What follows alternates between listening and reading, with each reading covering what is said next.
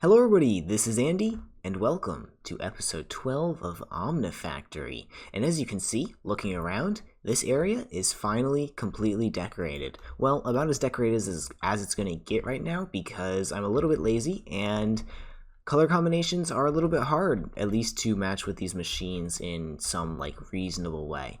However, as you can see, you can probably tell, this line used to be completely empty, and it also used to be HV, now it's MV. And it is being used to produce polymer clay. My polymer clay was dropping with all of the new things that I added, so now we should be able to go to our ME terminals and see that our polymer clay is up again at the max. So as it gets used, it gets produced, which is perfect. I have these drawers voided at 65,000, so we know when things are full and when things are emptying. And if they're emptying, we have enough time to fix that.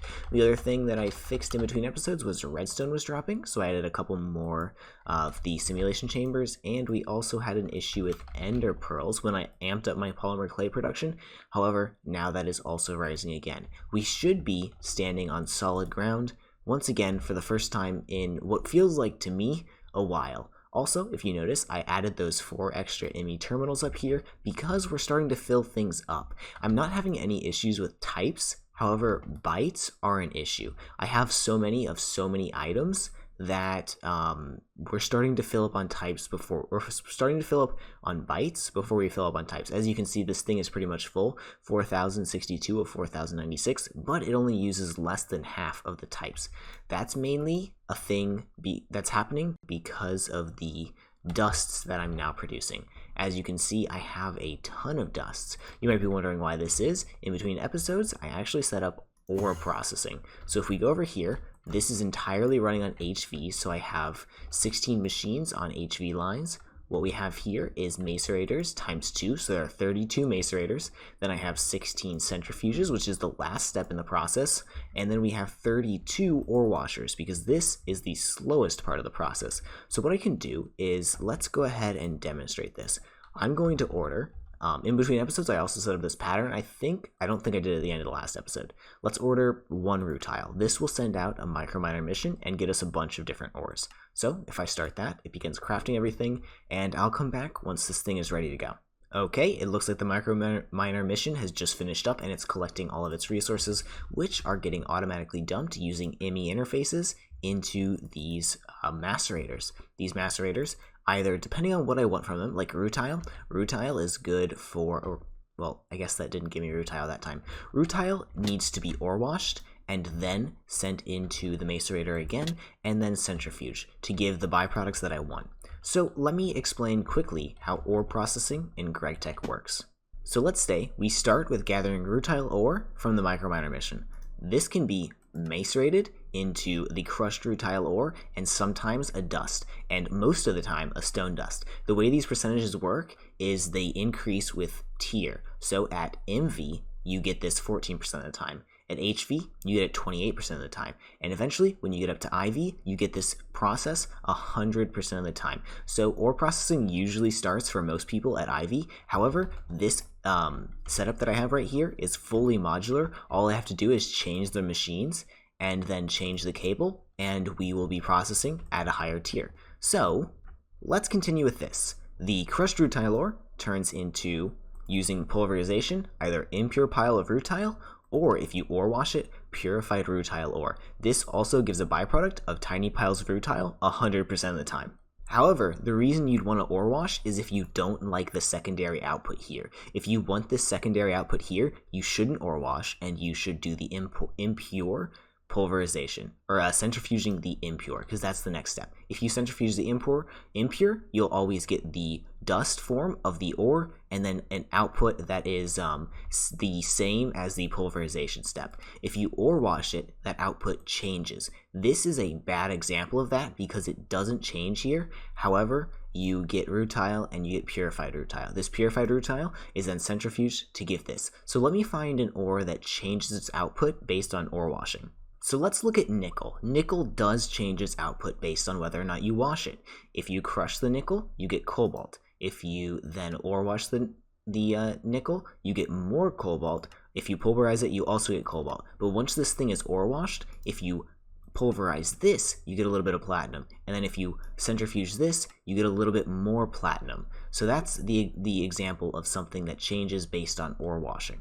So those are the basics of ore processing in GregTech. There's more you can go into, however, I'm not going to bother right now, and I don't think I'm going to bother for the entire pack because it's really just not worth it. If you want something, you can usually get it within those 4 steps right there. Next, I noticed that our alloy smelters are really slow, and I've actually been struggling with that for a while, so I want to test a theory. What I think is going to happen is if I have this IMI interface and these 4 alloy smelters connected to it, it will see them all as valid, like, places to put items, the same way that it does with the molecular assemblers. So if I go order some tin alloy, I should see it pop up in here, and then I have it set so it gets shoved right back into the IMI interface, and we should get our tin alloy.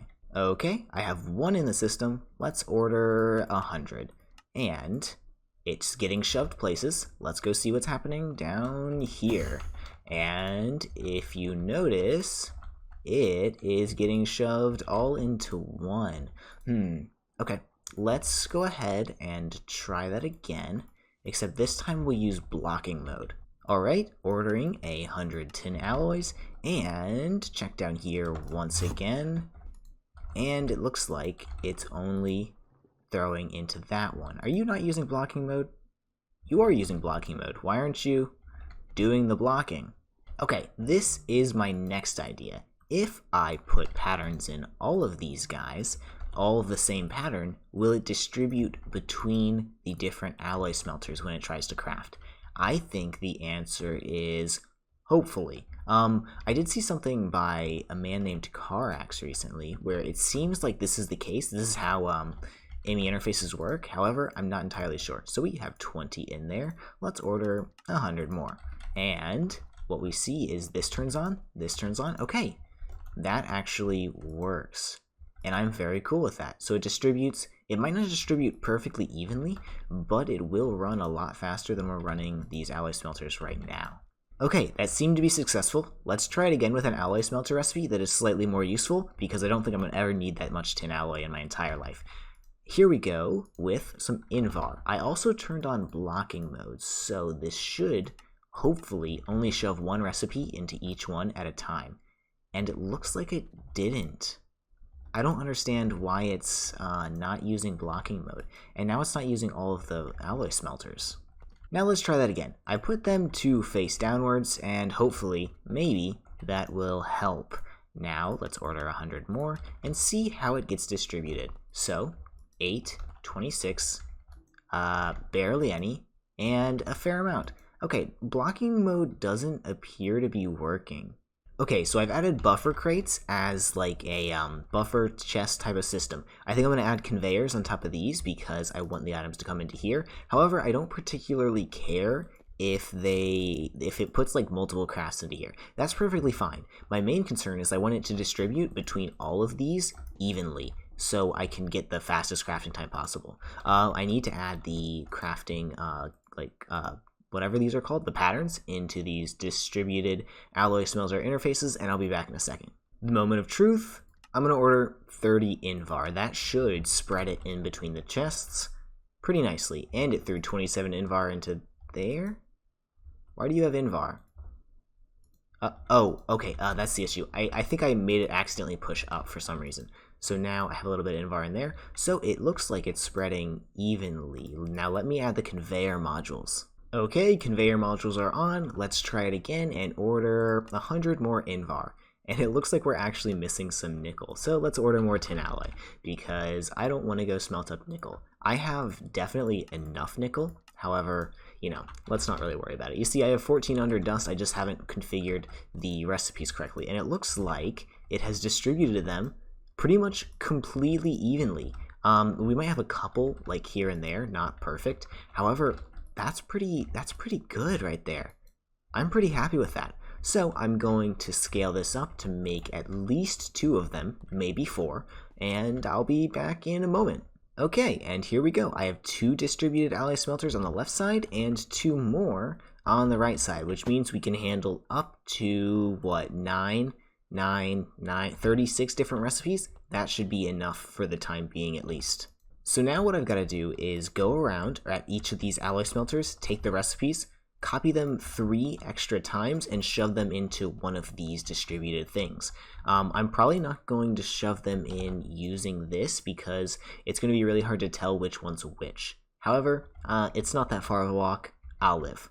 And that's that. All of the recipes have been distributed between the different distributed alloy smelters. Now, let's say I want some electrical steel. You know what? I could really use 100 electrical steel. This stuff gets used all over the place. Give me it.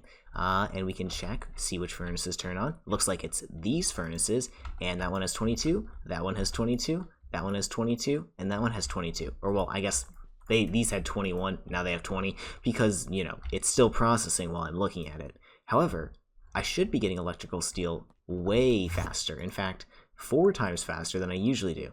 That's, yeah, that's really fast. That's actually really good. So now that we have those distributed alloy smelters, and look, it just finished up. It's been like less than a minute since my last recording. We can move on to something different. Let's start with the vacuum freezer. The vacuum freezer looks like it requires tier 4 circuits. Okay, this is actually going to take a little bit of time. I don't want to make tier 4 circuits like this directly. Instead, I would rather make nano circuits. These are the tier 3 circuits, and I can make these directly if I get nano circuits like this. This has to be done at HV, which I can do. I need raw carbon fibers, which requires palladium. Not that hard. And I need CPU wafers, which I think I'm already making, right? Or I am already automatically processing them, I think, right here. Yeah, so let's stop that. I think I have enough of the other ones, and I don't think we're going to use them anymore anyways, so we should be good. Yeah, we have CPU, central, yeah, we have 20,000 of them. We're good. There are, however, a couple of hurdles to getting here. You might notice it uses 2000 EU per tick, which we can supply. However, we don't have the assembling machine that can handle that yet. We need an EV assembling machine, which will require tier 5 circuits, and we don't even have tier 4 circuits yet.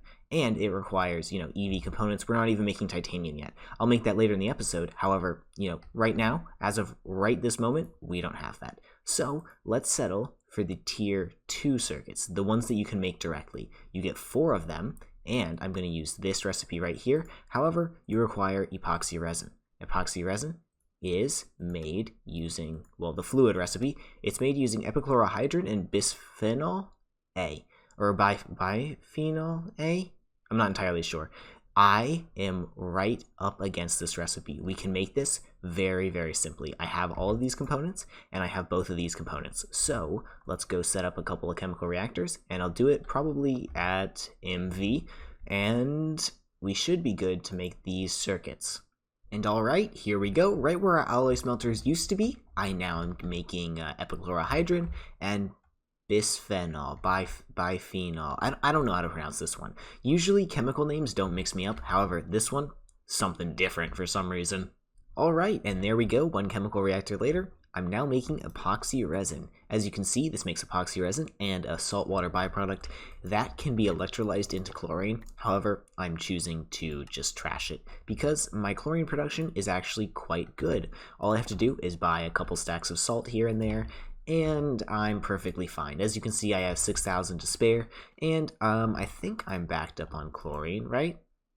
Actually, that's not running right now. My chlorine is, yeah, I'm backed up on chlorine. We are perfectly fine. So there are only a couple possible things that can be done with the epoxy resin. It can be fluid solidified into epoxide sheets, which can be used to make the epoxy circuit boards, which are used in the second tier, the 4th second tier circuits. That's a mouthful right there, which we're going to need. And it can also be reacted with a little bit of, what is it? Raw carbon fibers to create these fiber reinforced epoxy resin sheets, and then that can be reacted to create fiber reinforced circuit boards, which are for the final tier 3 circuits, which we're going to need soon. So this is where I'm going to solidify into the epoxide sheets. What I'm going to do is I'm just going to send it directly out into here. I'm going to need to maybe yeah, I'll make a pump, and I'll pump it right into here, and then I want to storage downgrade this, so it'll hold 4 stacks. So I'll have 4 stacks in here, 1 stack in here. That should be large enough of a buffer, because I think this recipe is really, really quick. Yeah, it's really, really quick. It'll take like half a second. All right, this should be it. Pump it in, and oh, I have to set the thing to import, and we should be making epoxide sheets fairly quickly.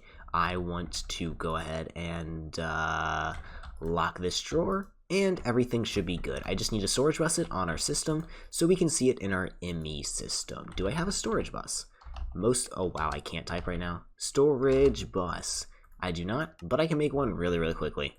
Using this epoxy resin, I'm also going to need to make fiber reinforced sheets. However, that requires something called palladium, which I just went ahead and bought a stack of. Let's go ahead and shove it in our ore processor right here, and if I make it available here, it should just go into these and begin getting crushed. Hello, are you going? Or did it all get shoved over here for some reason? Oh, it all got shoved over here for some reason.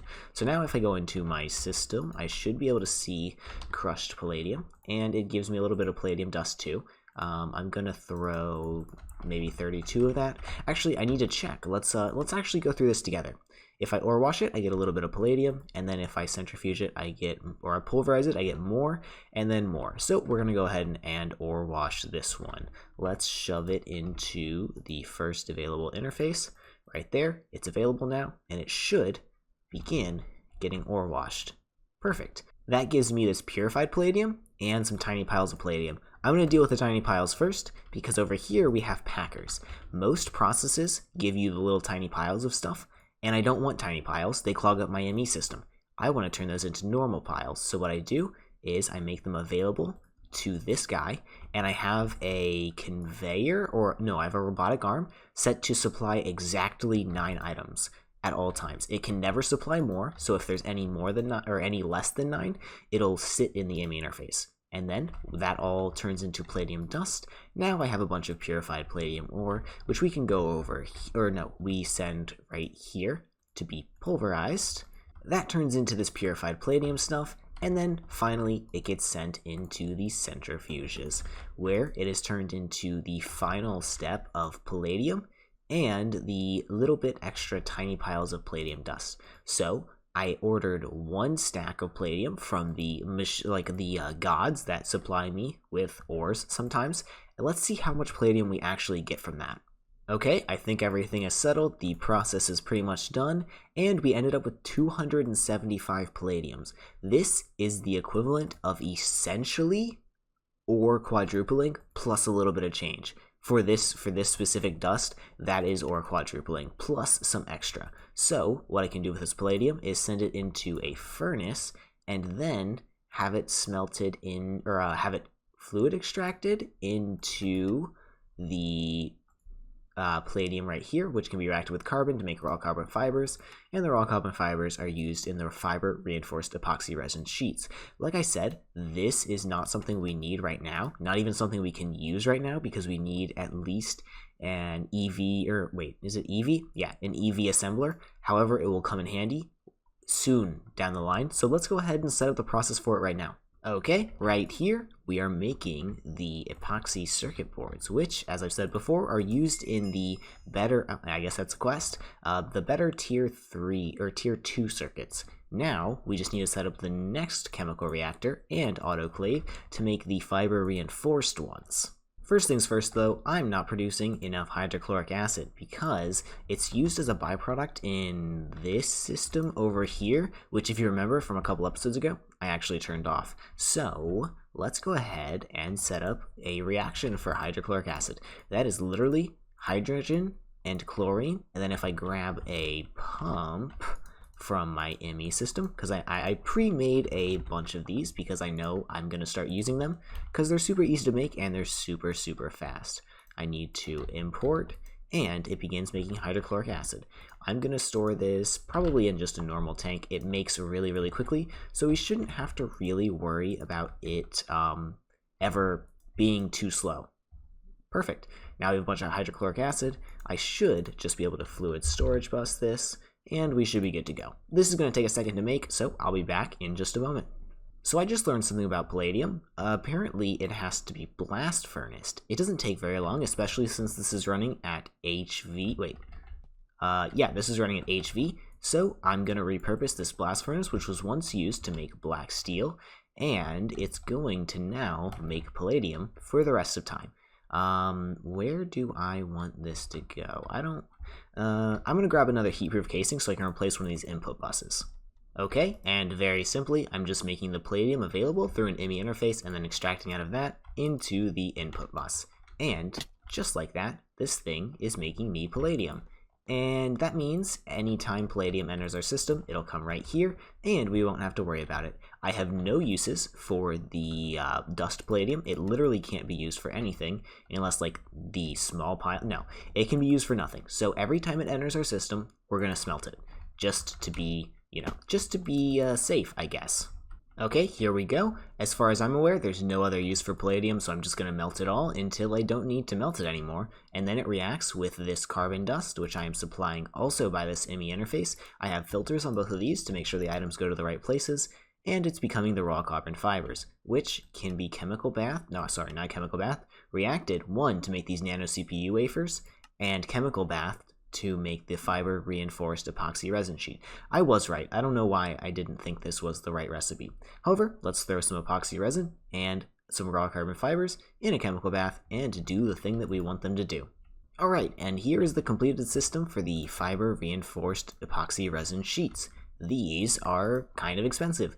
Also, these carbon fiber, the raw carbon fibers, they're a little bit odd. This is technically a chance output. So if you check in here, if I autoclave, it gives 2 at an 85% chance, which means the machine is not smart enough to know, hey, my output is full, I need to stop.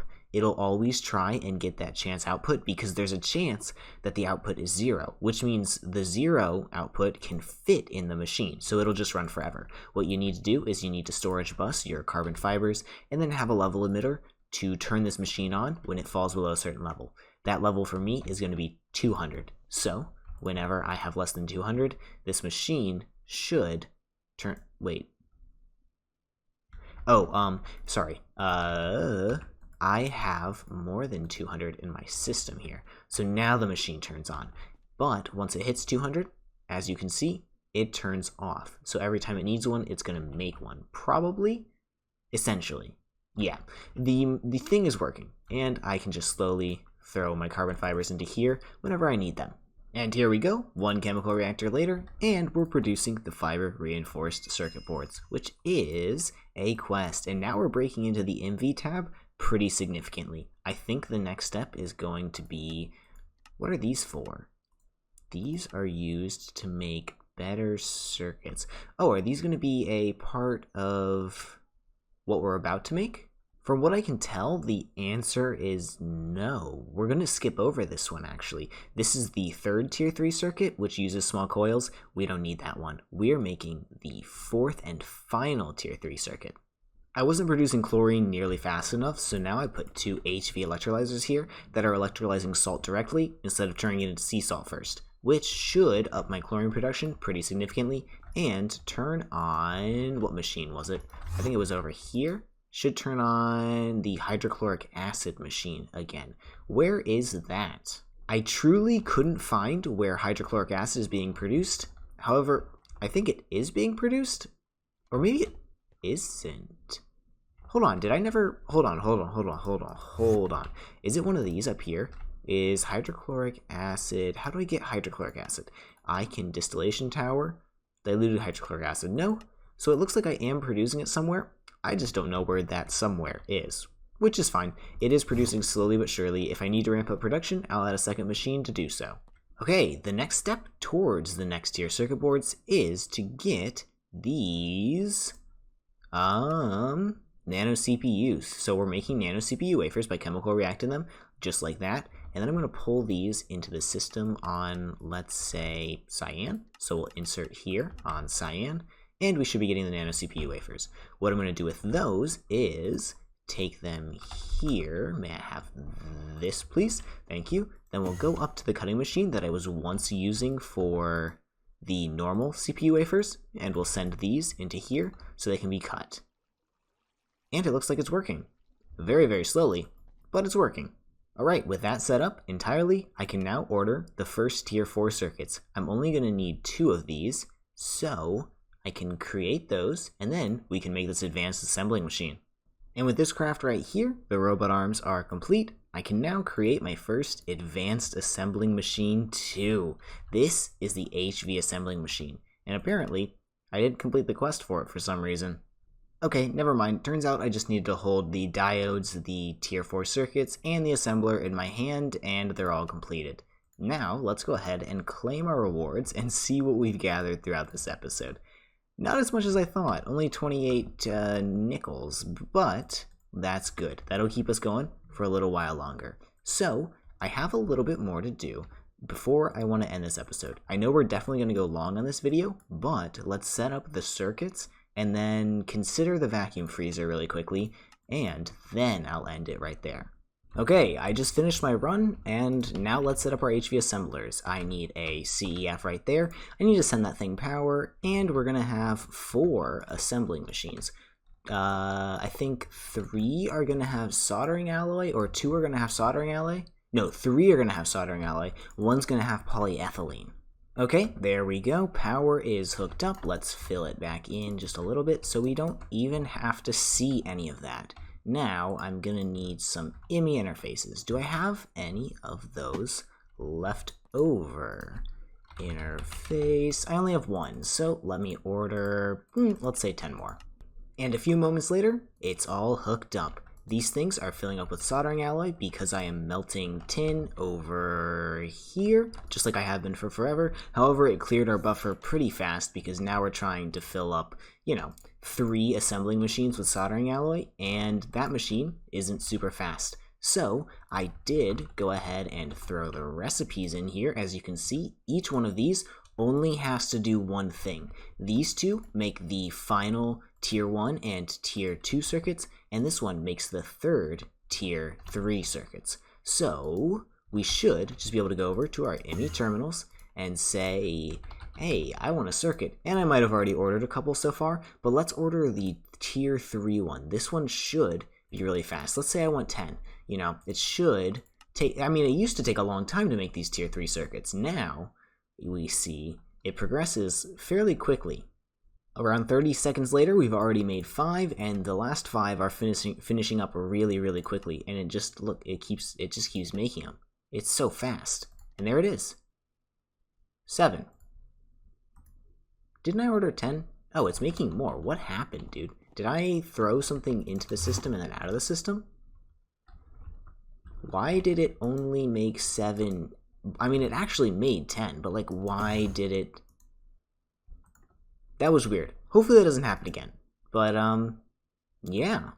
So that is circuits set up nice and good. We should be ready to move into the EV age. I'm not going to set up the vacuum freezer right now because I don't have any more time. We are already over on this episode, and I've spent 4 hours recording it. We're out of time. So, I hope you guys did enjoy it, and if you did, maybe leave a like or something, and have a fantastic day. I'll see you tomorrow. Bye-bye.